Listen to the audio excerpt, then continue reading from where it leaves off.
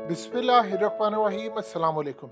भारत ने इस वक्त अपने तमाम सिटीजन्स के लिए नोटिफिकेशन जारी किया है और कहा है कि जितने लोग इस वक्त यूक्रेन में मौजूद हैं इमीडिएटली जैसे तैसे करके यूक्रेन से निकलें, फौरी तौर पर छोड़ दें। शहर है, कोई स्टूडेंट है, कारोबार कर रहा है, जो भी वहां पर मौजूद है इमीडिएटली यूक्रेन छोड़कर वहां से निकल जाए, क्योंकि इंडियन इंटेलिजेंस इदारों को जो मालूमात मिली है उसके मुताबिक अब खतरनाक सूरत हाल पैदा हो गई और गालिबन तीसरी जंग अजीम की शुरुआत हो सकती है और वो यूक्रेन रशिया के मामलात से होगी, क्योंकि ज़ेलेंस्की बैठा हुआ है, वो पूरी दुनिया के अंदर अमेरिका के बलबूते के ऊपर ये तमाम चीज़ों पर उसने जंग छेड़नी है।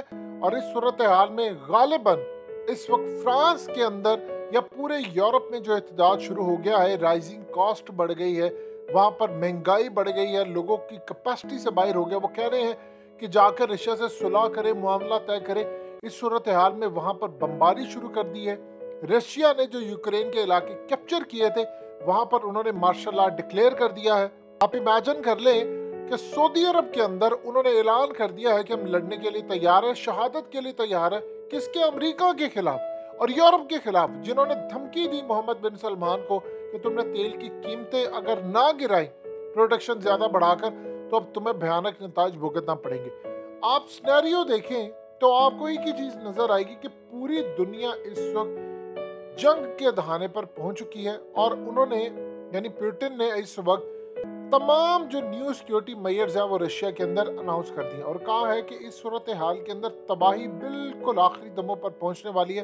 और आप इमेजिन करें जो रशिया के वजीर खारजा ने बात की वो बड़ी इंपॉर्टेंट है, जो अक़वाम मुत्तहिदा की सेक्रेटरी जनरल ने बात की। उसने कहा मुझे रातों को नींद ही नहीं आती कि मैं देखता हूँ यूक्रेन की हालत। वो उनके वजीर खारजा ने मुंह तोड़ जवाब दिया। उन्होंने कहा काम कीजिए, आप यूक्रेन को समझिए कि ये फ़लस्तीन है, अरब ममालिक है, मिडिल ईस्ट है या अफ्रीका है, तो फिर आप रशिया को अमेरिका समझ ले तो फिर आपको नींद आ जाएगी। यानी अमेरिका जुल्म करता है अरब ममालिक पर तब आपको नींद आती है, फ़लस्तीन पर जुल्म हो रहा है तो आपको नींद आती है, अमेरिका जुल्म करता है आपको नींद आती है। तो आप एक काम कीजिए, आप यूक्रेन को अरब ममालिक समझ लें, फ़लस्तीन भी समझ लें और रशिया को आपको लगता है रशिया जुल्म कर रहा है तो आप उसको अमेरिका समझे, आपको नींद आ जाएगी। उससे भी बड़ा काम ये होने जा रहा है कि सऊदी अरब ब्रिक्स ज्वाइन करने जा रहा है। अब आप जानते हैं कि ब्रिक्स में सबसे ज्यादा होल्ड किसका है? वहाँ रशिया, चाइना, ये वो ममालिक हैं जो बड़ा होल्ड रखते हैं, ब्राजील है। अब वो मोहम्मद बिन सलमान वहां पर आ रहे हैं तो अमेरिका को गुस्सा चढ़ रहा है, अमेरिका को वो गुस्सा दिला रहे हैं। असल में ऑलरेडी पुतिन वहां पर डिप्लॉय कर चुका है न्यूक्लियर, अपने जितने एसेट्स हैं उनको वो डिप्लॉय कर रहा है बॉर्डर्स के ऊपर। उन्होंने वहां पर ऑलरेडी बॉम्बर्स डिप्लॉय कर दिए हैं। इस सूरत हाल के अंदर उसने क्लियरली कह दिया है कि मैं तो न्यूक्लियर से पीछे नहीं हटूंगा अगर तुमने मेरे इलाकों पर आने की कोशिश की। देखिए दो चीजें उसके दिमाग में, उस बंदे के दिमाग में बैठी हुई हैं। जो सोवियत यूनियन टूटा था उसने कहा कि मैंने उसको वापस लेना एट एनी कॉस्ट। उसने कहा कि न्यूक्लियर होती हो जाए, तुम लोग निकलो यहाँ से। देखिए ज़ेलेंस्की असल में इस वक्त सूरत हाल ये है कि ये जो जितनी वीडियोस बनाता है ये असल में इस वक्त ग्रीन क्रोम पीछे कपड़ा या पीछे पूरा एक स्टूडियो होता है, जो इफेक्ट वो देता है असल में उस इफेक्ट के ऊपर ये वीडियो बनाता है। होलोग्राम उसके अंदर एंट्री होती है, यानी पूरी तरह आपको नजर आती है कि स्टूडियो के अंदर ये बंदा वीडियो बनवाता है और ऐसे दिखाता है कि मैं जंग के माहौल में हूँ, फलाना हूँ, ये वो तब चीजें सामने आ गई। जिन लोगों ने इसको पाला है, इसराइल ने इसको पाला है, अमेरिका ने पाला है, अब उसका वो फायदा उठा रहे हैं। और तीसरी जंग अजीम किसके मफाद में? आप एक मिनट के लिए गौर तो कीजिएगा, किन की किताबों में लिखा हुआ है कि एक जंग होनी है, उसके बाद उनका मसीहा आएगा, वो जंग के बगैर नहीं आना। वो आप सबको पता है, जो मसीहा का इंतजार कर रहे हैं वो तो चाहते हैं पूरी दुनिया के अंदर जंग हो। अब बताइए, अननेसेसरी पूरी दुनिया को लपेट में ले लिया। पाकिस्तान का क्या ताल्लुक था यूक्रेन के साथ? लेकिन चूंकि आलमी मंडी पर तेल की कीमतें बढ़ती हैं तो पाकिस्तान को उसका नुकसान होता है, तो वो होने जा रहा है। यहाँ पर खतरनाक सूरत हाल ये पैदा हो गई है कि अब अमेरिका सऊदी अरब के खिलाफ लड़ाई के लिए तैयार है और पाकिस्तान ने बयान तो दे दिया है ये रियासती मामलात है, इसमें हुकूमत नहीं है, चाहे इमरान आए या कोई भी है, ये तो चीजें अब रहनी है। लेकिन अब जो सूरत हाल पैदा हुई है वहां पर जंग है, वो इंडिया, असल में इंडिया को अंदाजा हो चला है कि वहां पर लड़ाई बहुत ज्यादा खतरनाक हद तक चली गई है।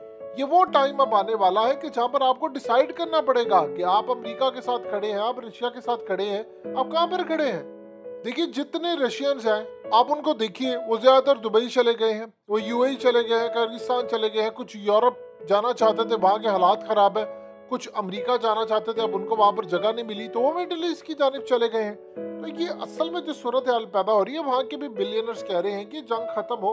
पुतिन ने कहा है कि ये जंग का आखिरी हल यही है कि आप पीस डायलॉग करें और यहाँ से निकल जाएं, और उसने असल में यूक्रेन को शामिल करके रहना है। देखिए, यूक्रेन का जहाँ तक मामला आप समझ लें, ये तीसरी जंग अजीम की तरफ आपको लेकर जा रहा है और इसने पूरी दुनिया के अंदर कहत बर्पा कर देना। आप पाकिस्तान की हालत देख ले, क्या हुआ है हमारे साथ मामला ये है कि शहबाज शरीफ ने अब इंटरनेशनल सतह पर डिमांड करना शुरू कर दी है कि पहले वो इमदाद मांग रहे थे, इमदाद आपको किसी ने दी नहीं क्योंकि ये बंदा ही करप्ट है। अब वो कह रहे हैं कि जी हमें आप किसी तरह loan they, billions of dollars हमें लोन दे, वो ममालिक जिन्होंने ये सारा काम किया है, क्लाइमेट चेंज का किया है, हमारे मुल्क में सैलाब आया, फलाना आया। अब इमेजिन कर लिया आप कहाँ पर खड़े हैं, आपका मुल्क बैंकरप्ट होने के करीब पहुंच चुका है बिल्कुल।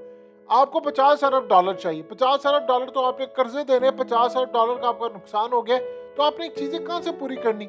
ये जंग जो हो रही है इसका बराह रास्त असर आपको पड़ा है। अगर इनके हिसाब इस वक्त रूस से सस्ता तेल ले रहे होते तो बताइए आपका मामला क्या होता। आप इस वक्त खुशहाल रह रहे, कम अज कम आप इस सूरत हाल को मैनेज करते, मुल्क के अंदर महंगाई ना होती। आज यूरोप को देख ले, बरतानिया की इस वक्त हालत ये है कि ऐसा लग रहा है कि पाकिस्तान उससे ज्यादा बेहतर हालत में चला जाएगा कभी।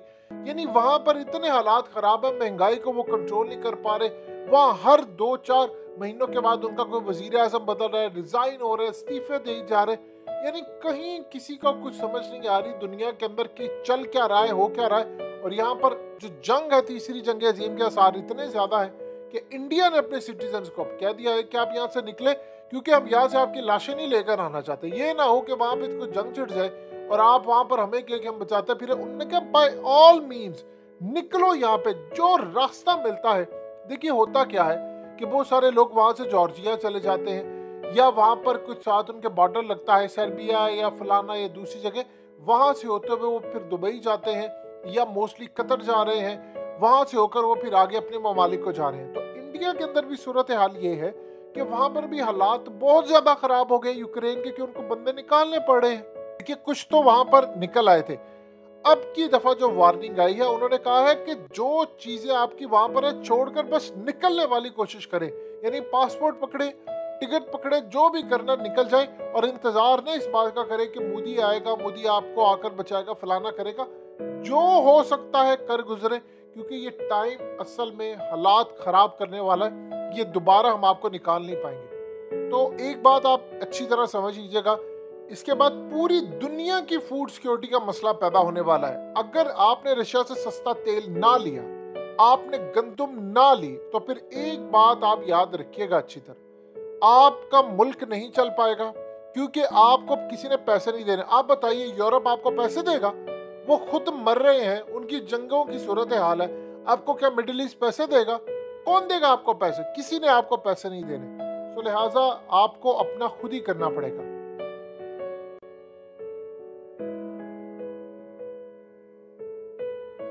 हकीकत टीवी को सब्सक्राइब करना मत भूलें, वीडियो को लाइक करें, शेयर करें और कमेंट सेक्शन में अपनी राय का इजहार ज़रूर करें।